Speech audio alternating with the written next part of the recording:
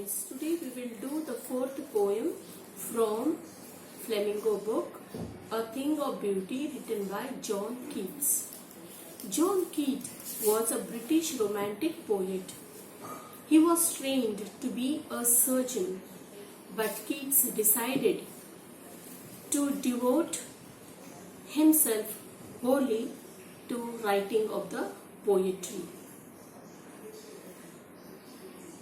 A thing of beauty is a constant joy forever. Its beauty keeps on increasing. It never fades. So I'm going to read through this poem written by John Keats, A Thing of Beauty, and after which I will explain to you. I will give you the poetic devices and important questions. A thing of beauty is a joy forever. Its loveliness increases, it will never pass into nothingness. A thing of beauty is a joy forever. It's a source of joy and it will never come to nothingness. It will never fade away. But will keep a bower quiet for us. It will give us a shade, a pleasant shade, and sleep for a full sweet dreams and health and quiet breathing. Therefore, on every marrow are we breathing a flowery band to bind us to the earth. The poet in this line, he's saying, a quiet bower for us. It gives us peace and sleep full of sweet dreams. We are bound to the beauties of the earth. A flowery band to bind us to the earth, spite of despondence, that even though we are downcast, even though we are sad, but when we admire a nature, a flower in the nature, or whatever, it creates happiness for us. Whatever sadness that we have within us, it will be vanishing. Of the inhuman dread, of noble natures, of the gloomy days, of all the unhealthy and over-darkened ways made of our searching, yes, in spite of all, some shape of beauty moves all away the power from the dark spirits, the sadness, the dull life that we are in. Whenever we go to the nature has lot to speak to us. When we start admiring, it will create happiness within our mind, within our spirit. So whatever negativity, whatever sadness, whatever dull life that we have within us, it will give us new life, happiness and peace.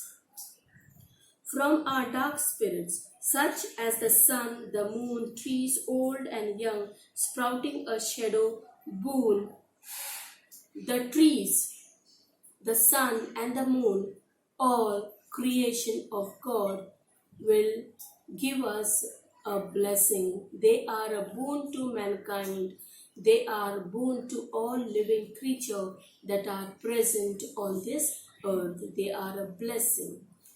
In the second stanza, the poet is saying, for simple sheep such as daffodils with the green world they live in. For as a simple sheep, the sheep is so happy, has a lot of freedom to move around. Even the daffodils which are grown, daffodils are flowers that are grown in the green fields. They live in happiness, and clear rills are stream or a brook that is passing by, clear water that is passing by. It soothes the lives of the people, lives of the creature, lives of the animals. Rich with sprinkling of fair musk roses blooms. With that water along the stream, there are musk roses that are grown. Musk roses that are giving scent, flowers, fragrance, the flowers which give fragrance. And there are also ferns. Ferns are like creepers that are grown with the help of the water. We have imagined for the mighty dead all lovely tales that we have heard or read.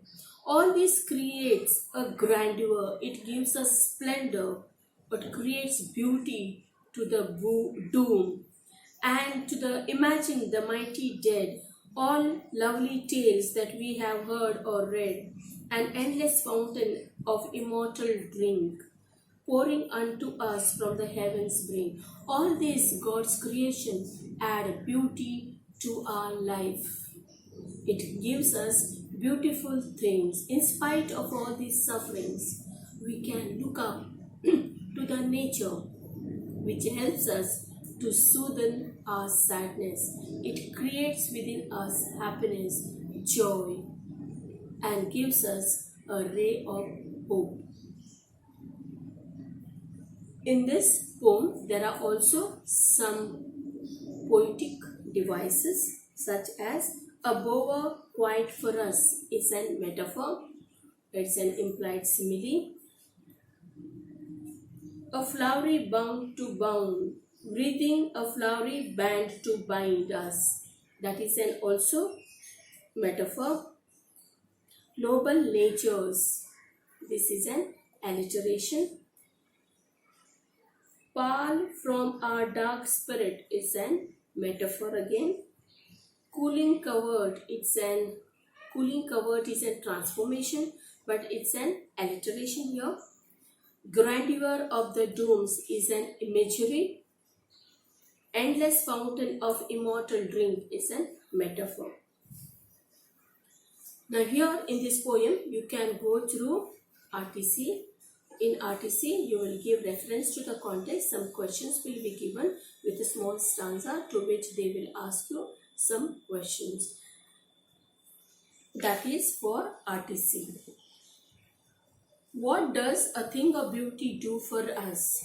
A thing of beauty gives us hope and encourages us to live in spite of all the sorrows, ill health and unpleasant experiences we have faced on this earth. Life is full of sorrows. What brings joy in it? The poet gives us too much importance of beauty. A thing of beauty creates joy in one's life. All the beautiful things are the immortal drinks given by God.